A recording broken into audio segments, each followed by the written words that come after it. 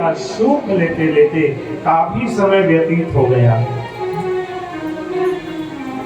तब जो है भैया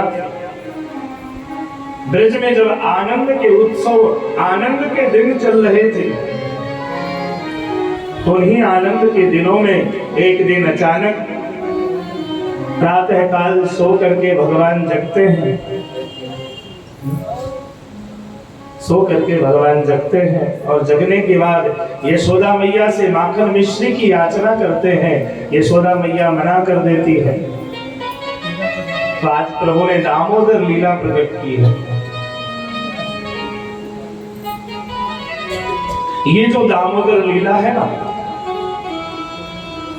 ये पुष्टि लीला है, शुद्ध पुष्टि लीला है।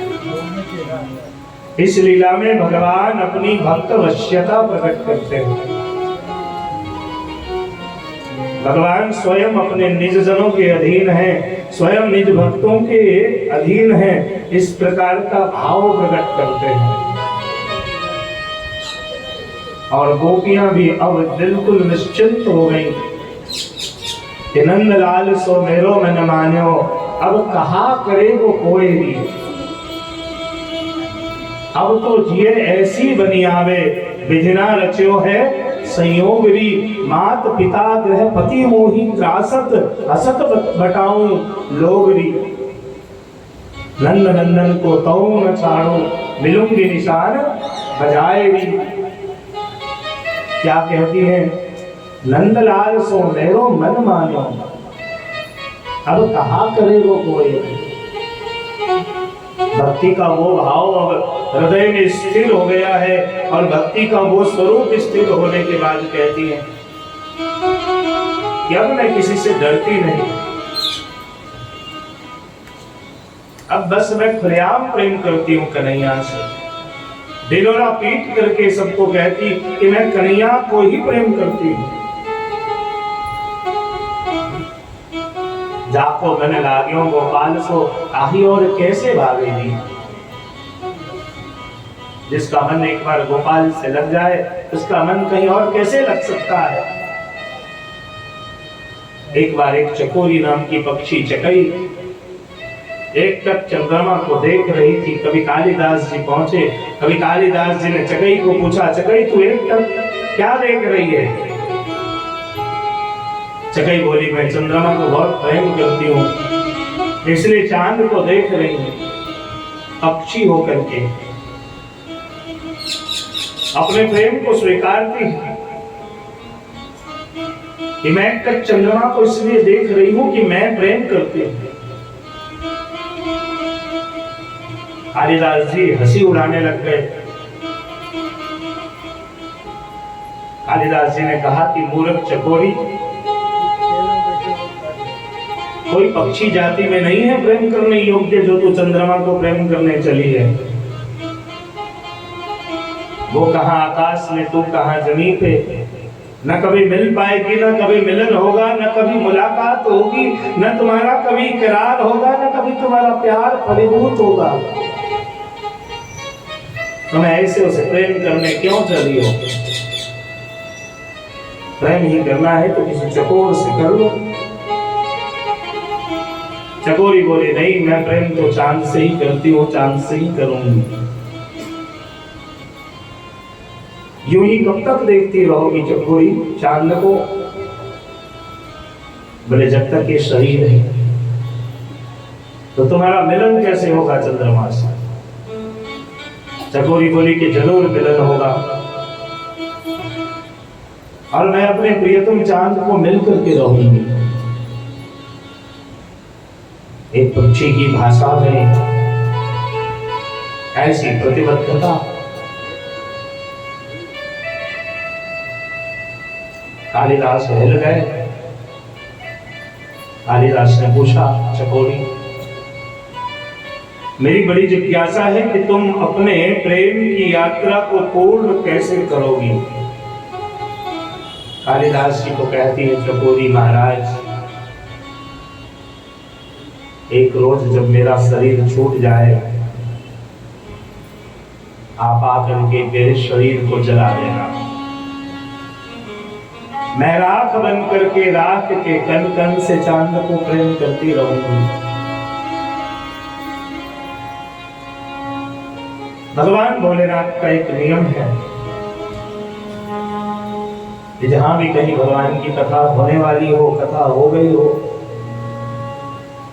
कोई प्रेमी भक्त हो गया हो, कोई प्रेमी हो गया हो, उस भूमि को प्रणाम करने के लिए, उस भूमि को वंदन करने के लिए, उस भूमि को नमन करने के लिए एक न एक रोज अवश्य शिव उस स्थान पे पहुंचता है। जब भगवान महादेव को इस बात की जानकारी होगी,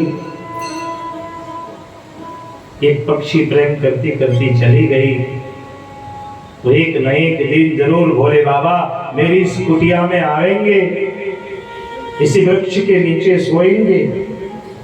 सुबह स्नान करने के बाद जब भस्म की आवश्यकता पड़ेगी, वहीं पे मेरा जला हुआ शरीर का अवशेष होगा। उस अवशेष को लेकर के जैसे ही वस्त्र के रूप में महादेव मस्तक पे धारण करेंगे, महादेव के मस्तक पे चंद्रमा है, मैं चांद को मिल लूंगी और मेरे प्रेम की यात्रा पूरी हो जाएगी।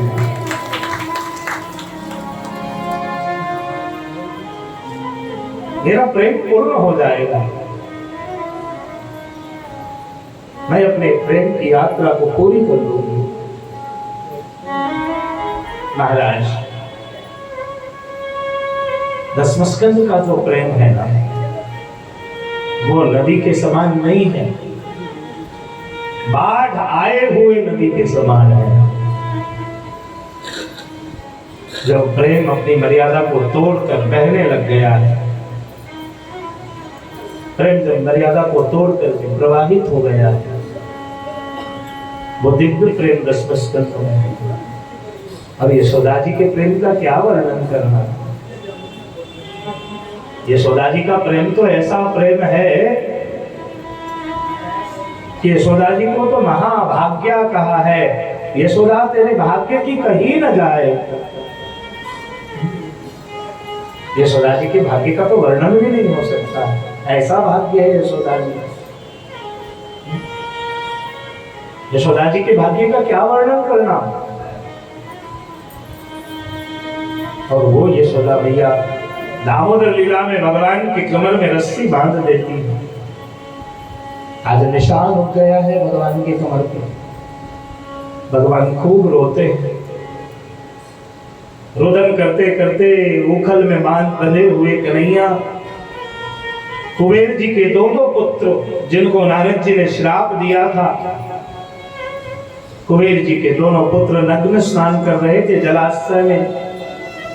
मदिरापान करने के बाद जल विहार कर रहे थे अप्सराओं के साथ। श्री नारद जी को आते देख लज्जा नहीं किया। नारद जी ने श्राप दिया है, आज नारद जी के श्राप ही वरदान रूप में परिणित होकर के आज नीलकुबर और मणिग्रीव 5000 वर्षों से नंदालय में वृक्ष के रूप में खड़े थे और दोनों वृक्ष का उद्धार किया है नंदनंदन वासुदेव श्री कृष्ण ने। दोनों वृक्ष में से दो दिव्य पुरुष उत्पन्न हुए। दोनों ने भगवान की बड़ी सुमधुर स्तुति करी। दोनों ने कहा कि वाणी गुणानु कथने श्रवणौ कथायाम हस्तौ चकर्मसु मनस्तव पादयोर्न। हे प्रभु, मन बुद्धि चित्त से सदैव आपको देखता रहूं, आपकी प्रतीक्षा करता रहूं, आपके लिए कर्म करता रहूं, गुणगान करता रहूं, कथा श्रवण करता रहूं, ऐसे आशीर्वाद दीजिए हे नंदनंदन। और भगवान ने ऐसा अद्भुत आशीर्वाद प्रदान किया है। यशोदा जी तो आई नहीं, रोहिणी मैया भगवान को लेकर गई। मध्य रात्रि के समय भगवान यशोदा जी के पास पहुंचे। यशोदा जी कहती है, कन्हैया ये जो तुम्हारे कमर में निशान है इसे भूल जाना। भगवान कहते हैं कदापि नहीं, इस पृथ्वी पे कोई तो याद रखेगा। यशोदा जी ने कन्हैया को कमर से बांध दिया था। और दामोदर लीला के बाद ब्रजवासियों के साथ नंदराय जी वृंदावन की यात्रा करते हैं। मरहापीरम नटवर बपु कर्णयो कर्णिकारम विव्रजवासः कनककपिशं वैजयन्ते चमालां रन्ध्रान्वेनो अधरसुदया पूरयन् गोपवृन्दैर् वृन्दारण्यं स्वपदरमणं काविशद्गीतकीर्ति। वृंदावन की यात्रा जहाँ गिरिराज जी और जमुना जी दोनों ही हैं। भगवान कृष्ण के कहने पे सारे ब्रजवासी वृंदावन में आए हैं और आज पहली बार ठाकुर जी ने गौचारण लीला प्रकट की है। कई असुरों का उद्धार किया है। सुखदेव जी ने पूछा कि राजन, सुमधुर कथा चल रही है। परीक्षित ने कहा कि महाराज, मृग भक्षण करने के बाद भी यशोदा जी के सामने भगवान झूठ क्यों बोल गए? क्या भगवान का स्वभाव झूठ बोलना है? यशोदा जी के सामने झूठ बोलना क्या सही है? इस प्रसंग पे श्री महाप्रभु जी ने स्पष्टीकरण किया है। इस स्पष्टीकरण को आप सब जानते भी हैं कि जब पूतना 16,000 बच्चों को भक्षण करके ठाकुर जी के पास आई और जब भगवान ने पान किया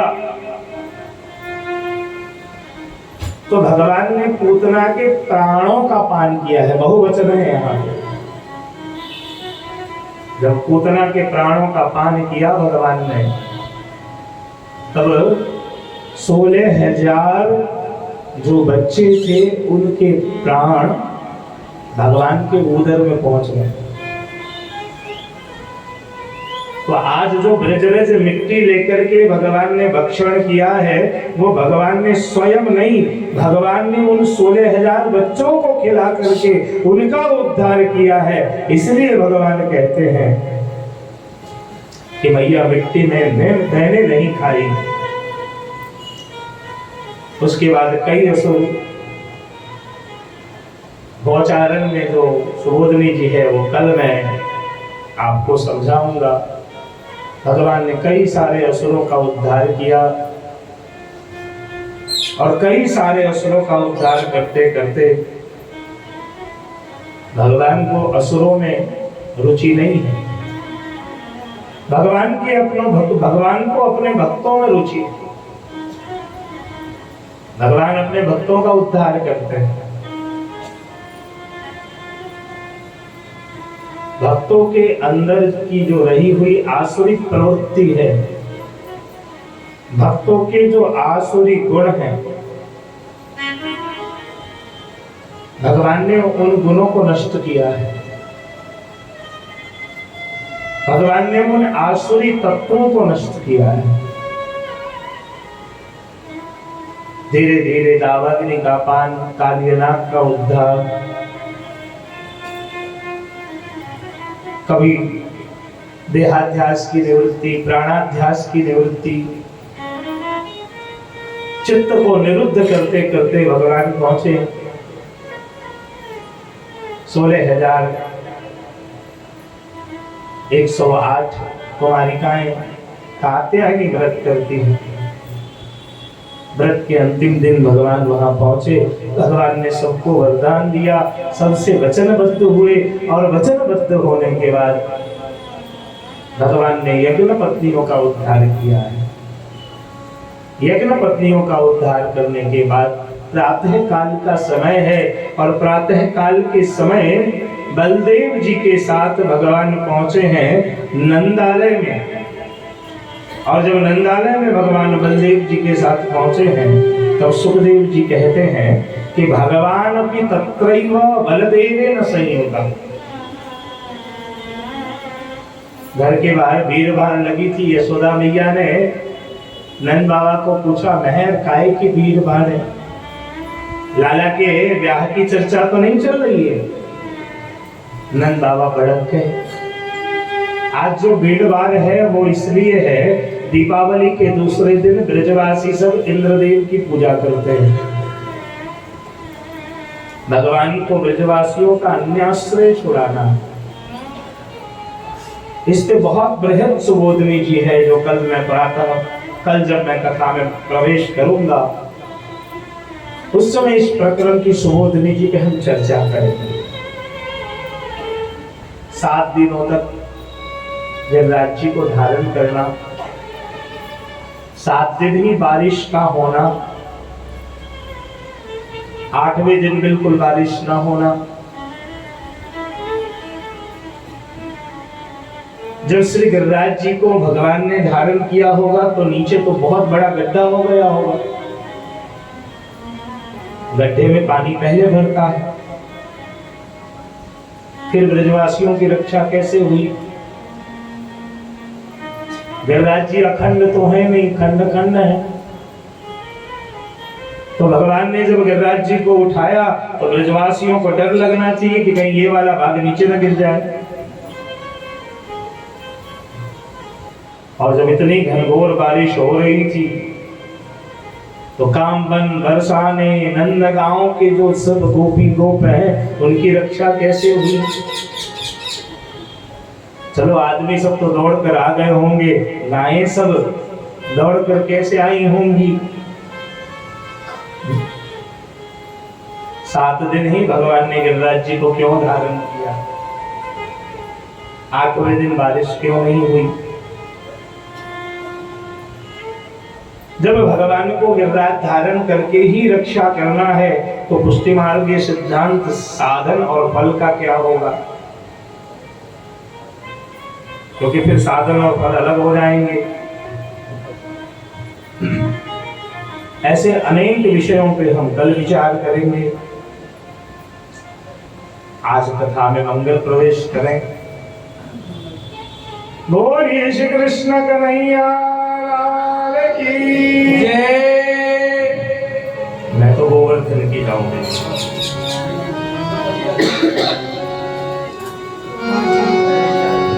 मैं तो गोवर्धन को जाऊं मेरे वीर नाय माने मेरो मनवा।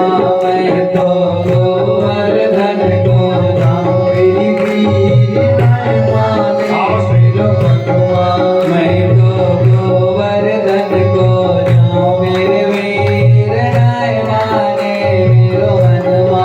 मैं तो गोवर्धन को जाऊं मेरे वीर नाय माने मेरो मनवा। नहीं माने मेरो मनवा मनवा। नहीं माने मेरो मनवा। हाय माने मेरो मनवा मनवा। हाय माने मेरो मनवा। मैं तो गोवर्धन के जाऊं वीर नाय माने मेरो मनवा। मैं तो गोवर्धन को जाऊं मेरी वीर नाय माने मेरो मनवा।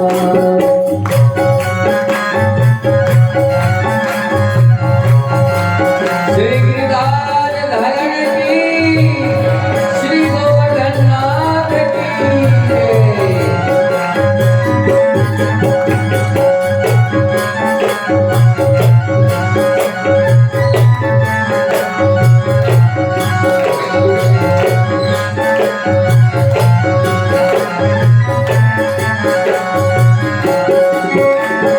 सात कोस की दे परिक्रमा। सात कोस की दे परिक्रमा। सात कोस की दे परिक्रमा। सात कोस की दे परिक्रमा। सात कोस की दे परिक्रमा। सात कोस की दे परिक्रमा।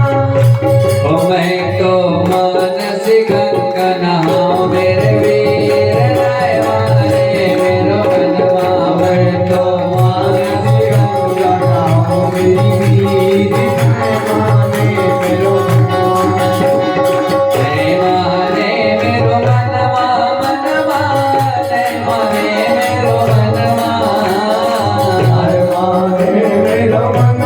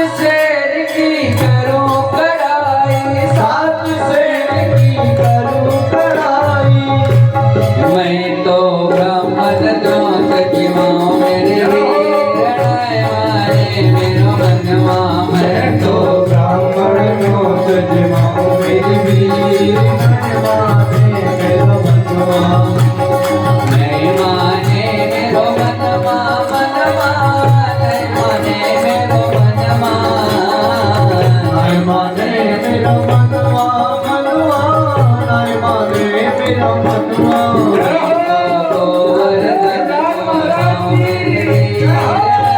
माने मेरो मनवा मैं तो गोवर्धन को गाऊं मेरी माने मेरा मनवा मैं तो गोवर्धन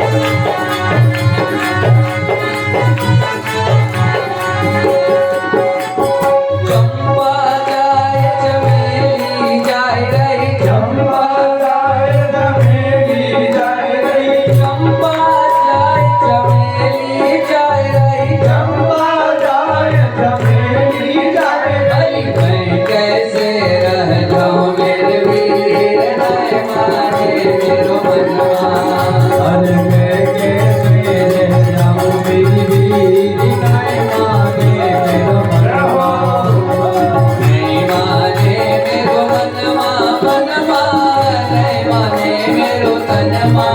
गाऊं माने मेरो मनवा मैं तो गोवर्धन को गाऊं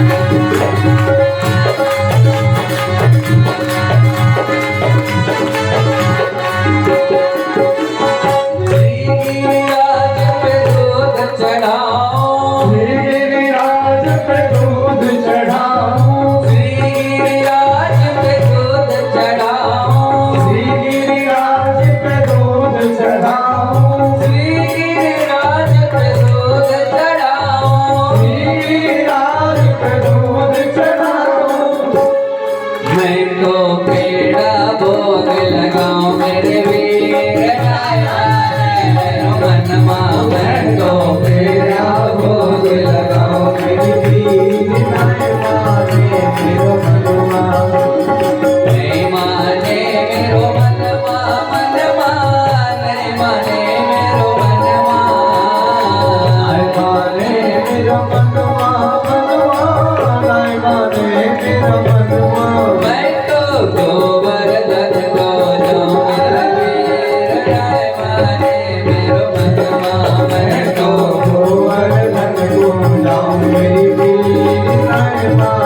मेरो